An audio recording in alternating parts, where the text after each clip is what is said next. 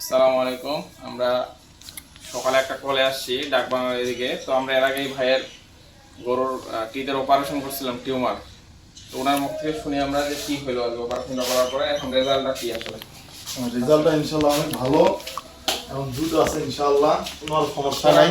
প্রথম থেকে বলেন, এর আগে কি হয়েছিল আপনার? প্রথম সমস্যা হয়েছিল বাদ দিয়ে আমার দুধ আসতো না, এই পেশা হ্যাঁ, বাদ দিয়ে দুধ আসতো না। আচ্ছা, তো আমি অনেক ছিলাম, টেনশনের মধ্যে ছিলাম। তো যাই হোক আপনার মাধ্যমে ইনশাআল্লাহ কাজটা হয়েছে। এখন দুধ ক্লিয়ার তো, তাই না? ক্লিয়ার ইনশাআল্লাহ। এর আগে কি হয়েছিল আপনার? স্যারের নাম বলার দরকার নেই, এমনি বলেন। এর আগে আরেকটা গরু আমার এরকম সমস্যা ছিল, আচ্ছা, তো ওটা ভালো হয়নি, সে গরুটা আমার বিক্রয় করে দেওয়া লাগছে। কম দামে বিক্রি করছেন আর কি। কম 2 দামে লাখ টাকার গরু উনি মাত্র 80,000 70,000 টাকা বিক্রি করছে আর কি। তো এই গরুটা নিয়ে উনি অনেক টেনশনে ছিল। আমরা প্রায় 1.5-2 মাস হয়ে গেল আমরা এই গরুটার টিতে আসে দেখি যে টিউমার। প্রথমে ডায়াগনোসিস করি, সেই অনুযায়ী পরবর্তীতে আমরা এটা আবার অপারেশন করার সিদ্ধান্ত নেই। উনি আমাদেরকে নিয়ে আসেন এবং অপারেশন করি, ইনশাআল্লাহ অপারেশন করে সাকসেসফুল। এখন একদম সুন্দর, আগের মতো স্বাভাবিক দুধ, তাই না? এমনিতে আর কোনো সমস্যা নাই।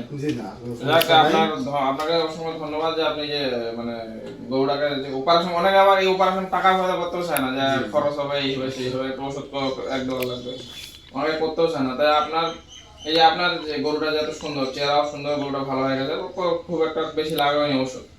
তো এরকম আমি চাই যে আপনাদের যাদের এই সমস্যাটা আছে, আপনারা ওই যে আমাদের খামারি ভাইয়ের মতো প্রথমেই যখনই দেখবেন যে এই সমস্যা, তবে সঙ্গে সঙ্গে যোগাযোগ করে অপারেশনটা করে নেবেন। তাহলে হচ্ছে জিনিসটা অল্পতেই হয়ে যাবে। আর যদি দেরি করেন তাহলে আরো বেশি জটিল হয়ে যাবে আর কি। আমাদের স্যারকে ডাকবেন ইনশাআল্লাহ।